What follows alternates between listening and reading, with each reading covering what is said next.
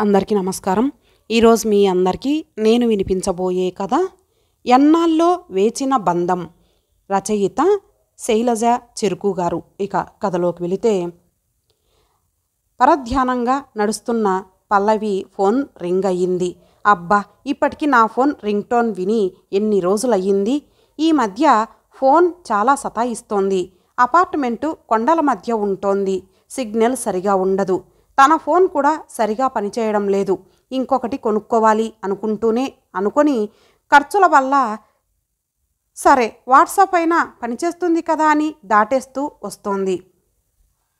Walking కని కిందికి దిగింది. అప్పుడే సిగ్నల్ అందినట్లుంది. చాలా రోజులకు ఫోన్ రింగ్ టోన్. ఎవరా అని లిఫ్ట్ చేసింది. హాయ్ వదినా అంటూ ఒక కొత్త గొంతు. ఎప్పుడూ విన్నట్టు లేదు. నేను మీ మేనమామ జగదీష్ కూతుర్ని. నా పేరు స్వాతి.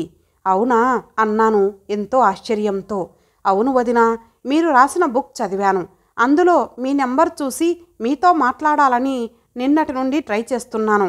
ఇప్పటికీ మీ ఫోన్ కలిసింది. నేను ఇంకా ఆ షాక్ నుండి తేరుకొనే లేదు.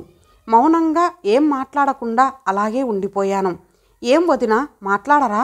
ఏమని మాట్లాడాలి? అమ్మ ఎక్కడా అన్నాను. అమ్మ నా 5వ తరగతిలోనే చనిపోయింది. నాన్న నేను నెలల పాపగా ఉన్నప్పుడే. అది మీకు తెలుసు కదా.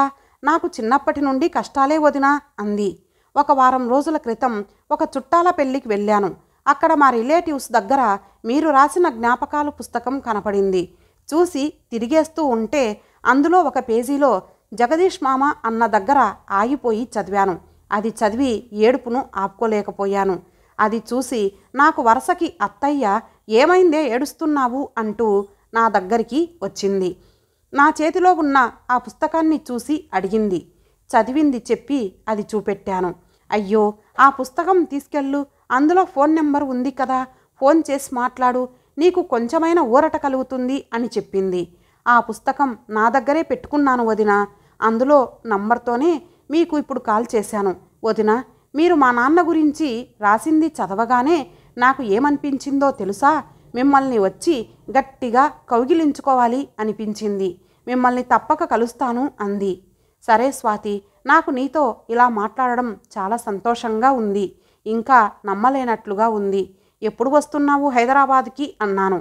ఇంకా 3-4 రోజుల్లో వస్తాను అంది. సరే, తప్పక వచ్చి కలువు. ఇది నాకు కలనా నిజమా అన్నట్లుగా ఉంది. నాకు అలాగే ఉంది వదినా అంది. పెళ్ళి అయిందా? పిల్లలెంతమంది? పెళ్ళి అయ్యింది, ఒక పాప అంది. సంతోషం.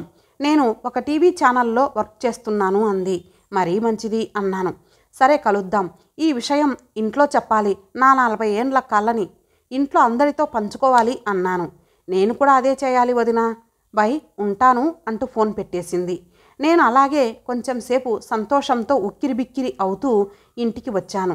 ఈ విషయం నా పిల్లలకి మా వారికి చెప్పాను. వాళ్ళు అవునా, ప్రపంచం ఎంత చిన్నదో అన్నారు. నువ్వు రాయడం వల్ల ఆమె అది చదివి నీకు కాల్ చేయడం ఎంతో మ్యాజిక్ లాగానే ఉంది అని నా కూతురు అంది. అవును అన్నాను. మరి ఇంటికి రమ్మన్నావా అమ్మా అంది. రమ్మని చెప్పాను.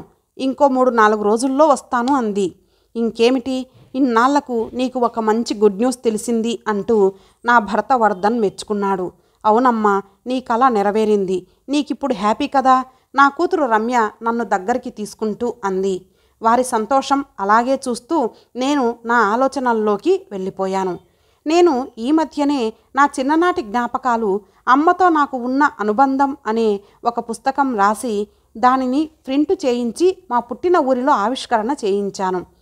నా చిన్ననాటి స్నేహితులు, ఊరి వాళ్ళు, బంధువులను పిలిచి నా పుట్టినింట్లో వేడుక చేశాను. అందరూ ఆ పుస్తకం చదివి వాళ్ళ జ్ఞాపకాలు నెమరవేసుకున్నారు. అందరూ కన్నీటి పర్యంతమయ్యారు. అప్పటి రోజులు తలచుకొని భావోద్వేగానికి గురి అయ్యారు. అందరికీ ఒక పుస్తకం ఇచ్చాను. చాలా సంతోషం అనిపించింది.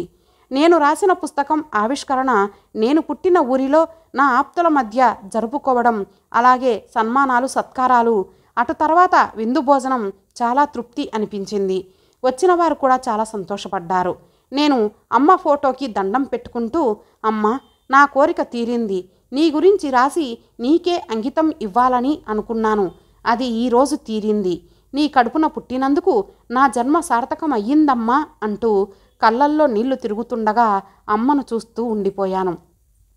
అప్పుడే మా అక్కయ్య అన్నయ్య వచ్చి, శృతి, నువ్వు అట్లా కంటతడి పెట్టకూడదు, చాలా బాగా జరిగింది ఈరోజు కార్యక్రమం, నువ్వు ఎంతో ప్రేమతో రాశావు అక్క దివ్య అంది. మా ఊరిలో ఎంతో వైభవంగా జరిగింది, ఇంక నువ్వేమి బాధపడకు అంటూ నా భుజం తట్టి నన్ను దగ్గరకు తీసుకుంది. చూడు శృతి, నీ కళ పండింది, నీకు సంతోషంగా ఉందా ఇప్పుడు అంటూ అన్నయ్య పవన్ నా వైపు చూస్తూ అన్నారు. చాలా సంతోషం అన్నయ్య అన్నాను. మరి ఇంకా ఆ కళ్ళనీళ్లు పెట్టుకోకూడదు, అమ్మ బాధపడుతుంది అంటూ నవ్వాడు. అలాగే అంటూ కళ్ళు నవ్వుతూ తుడుచుకున్నాను. అలా ఉండాలి శృతి అంటే అంటూ అప్పుడే వచ్చిన భర్త వర్ధన్ అన్నాడు. ఆ మాటకి ముగ్గురు ఒకసారి నవ్వుకున్నారు. ఒక్కొక్కరు వెళ్ళిపోతున్నారు. మేము సాయంత్రం పక్కనే సిటీలో ఉన్న అన్నయ్య ఇంటికి చేరాము. అక్కడ ఒకరోజు గడిపి మా ఇంటికి చేరాము. ఏమిటి మమ్మీ, ఏం ఆలోచిస్తున్నావు? కూతురు రమ్య అనగానే ఒక్కసారిగా ఏమీ లేదు, ఊరిలో జరిగినవి గుర్తుకు వచ్చాయి అంది. ఆ పుస్తకం ఇటు తీసుకురా చూద్దాం అని భర్త వర్ధన్ అన్నాడు. తెచ్చి ఇచ్చాను. జగదీష్ మామ అని రాసి ఉన్న పేజీ ఓపెన్ చేసి చూశారు.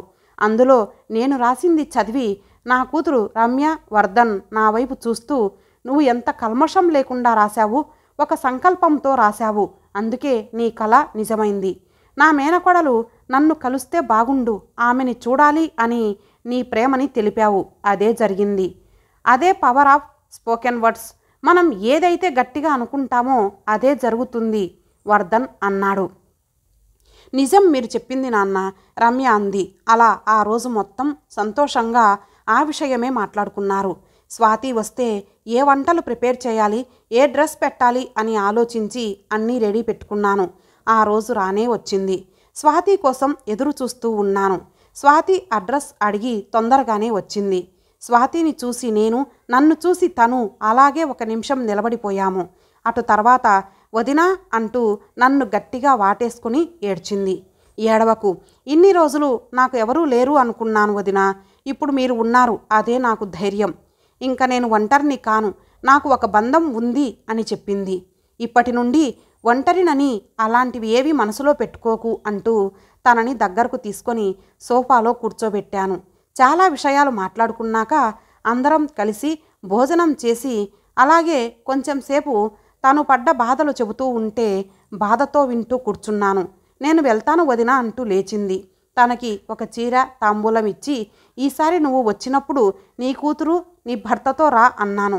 తప్పక వదినా, థ్యాంక్ యూ అంటూ మా ఆయనకి రమ్యకి బై చెబుతూ వెళుతూ ఒకసారి వెనక్కి వచ్చి, వదినా నేను చాలా లక్కీ, నాకు మా నాన్న తరపున ఒక చుట్టం దొరికింది, నాకు మా నాన్నని చూసినట్టుగానే ఉంది అని నా బుగ్గ మీద ముద్దు పెట్టుకొని ఈ బంధం ఇలాగే కొనసాగిద్దాం అంటూ బై చెప్పి వెళ్ళిపోయింది. నేను తప్పకుండా అంటూ నవ్వుతున్న తన వైపు చూస్తూ బై చెప్పాను. ఇంతటితో ఈ కథ సమాప్తం. మరలా మరొక మంచి కథతో కలుద్దాం. అంతవరకు సెలవు. నమస్తే.